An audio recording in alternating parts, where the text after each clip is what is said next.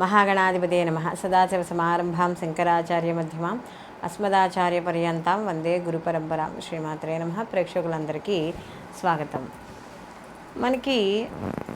మనం సాధారణంగా వింటూ ఉంటాం, అంటే మా దగ్గరికి వచ్చేవాళ్ళు ఎక్కువగా చెప్పే విషయాన్ని నేను చెప్తున్నా. ఏమంటే మా దగ్గర జాతకాలు లేవు, కానీ మాకు చిన్నప్పుడు మా పెద్దవాళ్ళు పేరు పెట్టారు, ఆ పేరు పెట్టిన దాని ప్రకారం రాసి తెలుసండి అంటారు. అంటే వాళ్ళకి పాపం వ్యక్తిగత జాతకాలకు సంబంధించిన డీటెయిల్స్ అనేవి తెలియవు. వాళ్ళంతా కూడా వాళ్ళకి తెలిసిన రాశి మీద లేదా నామనక్షత్రం మీద ఆధారపడి వాళ్ళ కార్యక్రమాలన్నీ కూడా వాళ్ళు కానిచ్చుకుంటూ ఉంటారు, వాళ్ళ శుభ కార్యక్రమాలన్నీ. అయితే ఒక్కోసారి ఏమవుతుందంటే వాళ్ళకి ఇటువంటి నిజంగా మొన్న ఈ మధ్యన కూడా ఒకళ్ళు ఫోన్ చేసి అదే చెప్పారు, ఏమంటే మాకు జన్మజాతకం తెలీదు కానీ రాశి తెలుసు, కానీ చూస్తే మాకు సరిగ్గా ఉండడం లేదు గోచారం, ఏం చేయాలో అర్థం కావడం లేదు. అయితే ఇక్కడ జాతకం తెలిసినా తెలియకపోయినా, జన్మజాతకం వ్యక్తిగత జాతకం తెలిసినా తెలియకపోయినా కూడా వీళ్ళకి ఏదో ఒక రాశి ఉంటుందిగా. వీళ్ళ పుట్టిన సమయానికి అక్కడ దగ్గరలో ఉన్న పంతులు గారు పలానా రాశి అని చెప్తారు, లేదా ఆ నక్షత్రానికి అనుసరించి నామాన్ని ఇవ్వడం అనేది, అంటే నామకరణం చేయడం అనేది జరుగుతుంది. కాబట్టి దాన్ని ఏదైతే మనం పిలువబడే వ్యవహారిక నామం ఉందో ఆ వ్యవహారిక నామాన్ని అనుసరించి తగిన నక్షత్రాన్ని తగిన రాశిని కూడా చూసుకుంటూ ఉంటారు. అయితే ఇలాంటి వాళ్ళకి ఇప్పుడు నేను చెప్పే రెమెడీ అనేది బాగా ఉపయోగపడుతుంది రాసుల వాళ్ళకి. ఎందుకంటే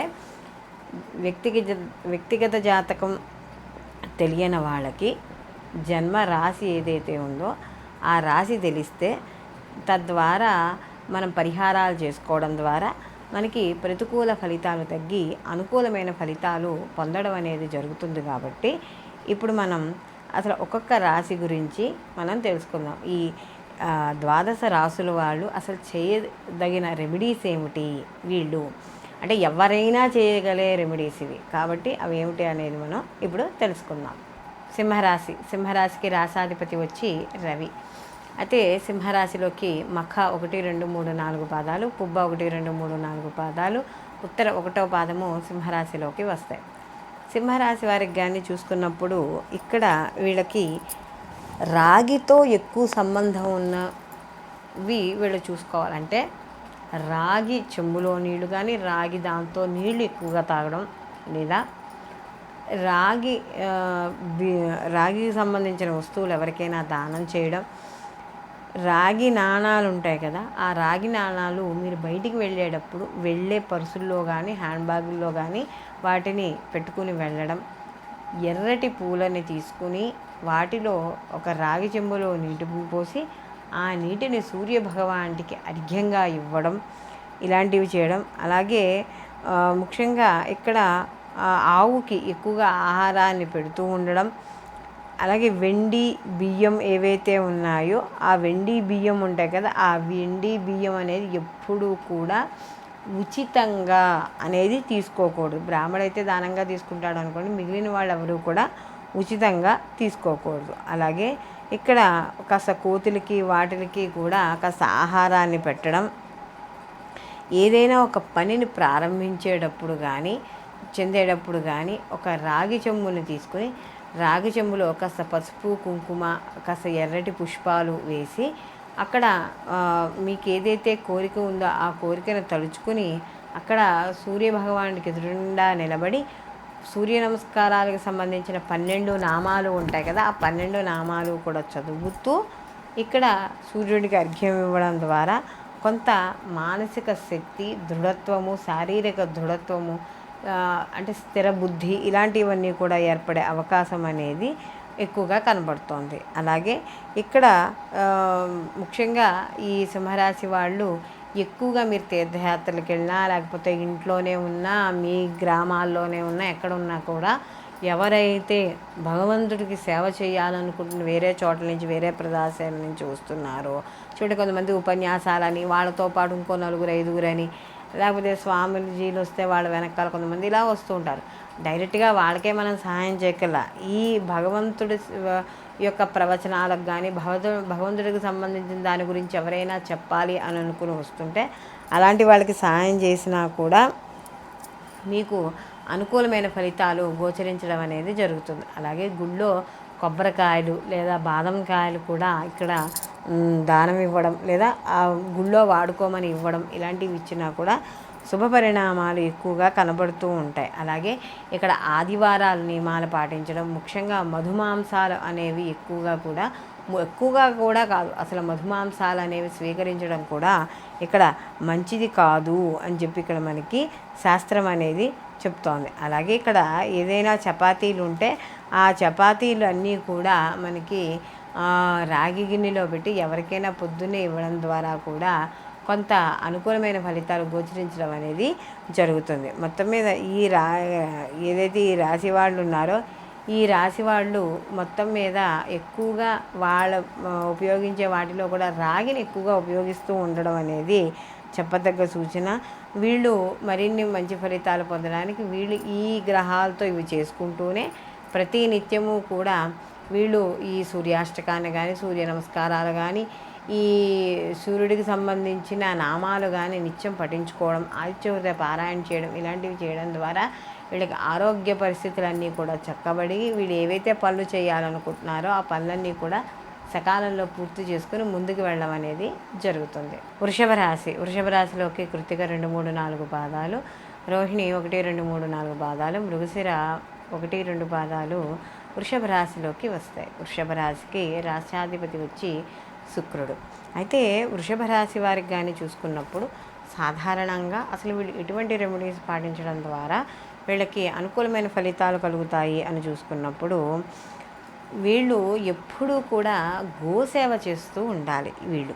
అలాగే వీళ్ళు గోవుకు సంబంధించిన దానాలు పెట్టడం, అంటే ఏవో ఒకటి, అంటే గోవుకి ఏదో ఒక ఆహార పదార్థంగా ఇవ్వడం. ఎందుకంటే శుక్రుడు కానీ మనం చూసుకున్నప్పుడు లక్ష్మీదేవికి మనం ప్రీతికరంగా మనం చెప్పడం అనేది జరుగుతుంది. కాబట్టి లక్ష్మీ కటాక్షం కోసమే ఏవైతే పనులు ఉంటాయో అలాంటి పనులన్నీ కూడా ఈ యొక్క వృషభ రాశి వాళ్ళు తప్పకుండా చేసుకోవాలి.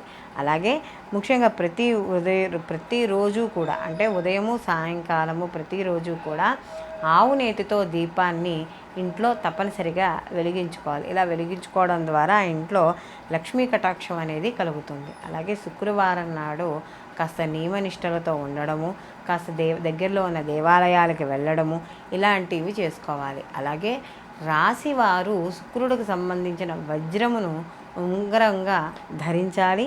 అలాగే ఇక్కడ ముఖ్యంగా చూసుకున్నప్పుడు ఈ యొక్క వృషభ రాశి వాళ్ళు తీపి పదార్థాన్ని ఎక్కువగా పంచిపెట్టడం లేదా తీపిని నివేదన చేయడం ఇలాంటివి ఎక్కువగా చేయాలి. అలాగే ముఖ్యంగా వీళ్ళు ఎక్కువగా అంటే వీళ్ళు శుక్రుడు మనకు కానీ చూసుకున్నప్పుడు రాక్షస గురువైనా కూడా ఇక్కడ గురువుల ఆరాధన అనేది కూడా ఇక్కడ వీళ్ళకి ముఖ్యంగా చెప్పబడుతోంది. అలాగే ప్రతిరోజు కూడా ఈరోజు నేను ఈ యొక్క మంచి పని చేశాను అంటే ఎదరవాళ్ళకి హింస అనేది తలపెట్టకుండా ఏదో ఒక మంచి పనిని చేయడం అనేది చేయాలి. అలాగే ఇక్కడ ముఖ్యంగా కానీ చూసుకున్నప్పుడు ఎవరితోనైనా మాట్లాడేటప్పుడు, అంటే చేసే వృత్తి ఉద్యోగ వ్యాపార స్థలాలలో కావచ్చు, ఎక్కడైనా చేసేటప్పుడు ఇతరులతో అతిగా మాట్లాడడం, అలాగే అతిగా ఎక్కువగా చనువుగా ఉండడం, ఇలాంటి పనులకి దూరంగా ఉండడం, అలాగే చెడు సావాసాలు ఉన్న స్త్రీలు కానీ పురుషులు కానీ ఇద్దరికైనా సరే దూరంగా ఉండడం అనేది చాలా మంచిది. అలాగే ఇక్కడ ముఖ్యంగా వీళ్ళు కానీ చూసుకున్నప్పుడు ఆవాలు, నువ్వులు ఇలాంటివి ఎక్కువగా కూడా వీళ్ళ దానం చేయడం ద్వారా కూడా వీళ్ళకి కలిసి రావడం అనేది జరుగుతుంది. ఎందుకంటే ఈ వృషభ రాశి వాళ్ళు ఎవరైతే ఉన్నారో వృషభ రాశి వాళ్ళకి యోగకారకుడు శని భగవానుడు కాబట్టి ఇక్కడ శని అనుగ్రహం కూడా కలగాలి. కాబట్టి ఇక్కడ నీలం రంగు వస్త్రాలు ధరించడం లేదా నీలిరంగు వస్త్రాలు దానం ఇవ్వడం, నువ్వులు అలాంటివి కూడా దానం చేయడం అనేది మంచిది. అలాగే ముఖ్యంగా వీళ్ళు ఎక్కడికైనా బయటికి వెళ్ళేటప్పుడు శుభ్రమైన వస్త్రాలను ధరించి నీట్గా అలంకరణ అయ్యి బయటికి వెళ్ళడం ద్వారా వీళ్ళకి అనుకూలమైన ఫలితాలు గోచరించడం అనేది జరుగుతుంది.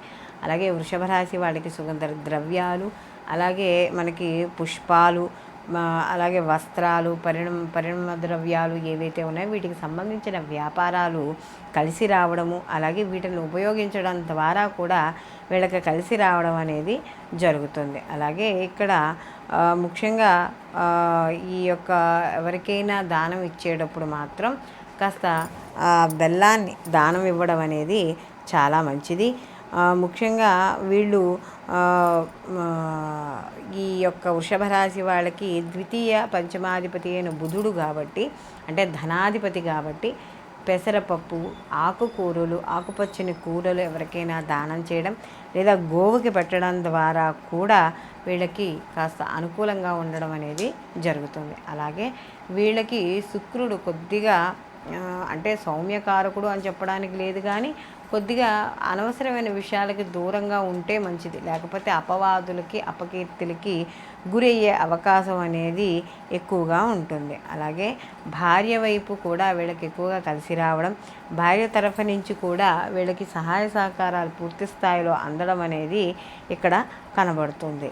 ముఖ్యంగా వీళ్ళకి అంటే ఇక్కడ శుక్రుడు కూడా గురువే కాబట్టి ఎవరిని కూడా మోసం చేసి డబ్బులు తీసుకోవడం కానీ ఇలాంటివేమీ కూడా ఇక్కడ చెయ్యకూడదు. అలా అధర్మం పాటించడం ద్వారా కూడా కొంత అపకీర్తికి లోనయ్యే అవకాశం అనేది కనబడుతుంది. ముఖ్యంగా ఈ రాశి వాళ్ళు ఎక్కువగా ఇతర వ్యాపకాలకు కానీ ఇతర వ్యసనాలకు కానీ, అయితే ఏవైతే సమాజంలో వ్యతిరేక శక్తులు ఉంటాయో వాటికి కొంత వశమయ్యే అవకాశం ఉంటుంది కాబట్టి అలాంటి వాటికి వీళ్ళు దూరంగా ఉండడం అనేది మంచిది. అలాగే వీళ్ళు ఇంట్లో మొక్కలు పెంచుకోవడం, అంటే శుభకరమైన మొక్కలు, అంటే తులసి, ఉసిరి, మారేడు, లేకపోతే తమలపాకులు ఇలాంటి మొక్కల్ని పెంచడం ద్వారా వీళ్ళకి ఇంట్లో శుభకరమైన వాతావరణము, సంతోషకరమైన వాతావరణము కూడా వీళ్ళకి చోటు చేసుకోవడం అనేది జరుగుతుంది. అలాగే వీళ్ళు ముఖ్యంగా మనం చెప్పుకున్నట్టుగా శుక్రవారాలు తప్పకుండా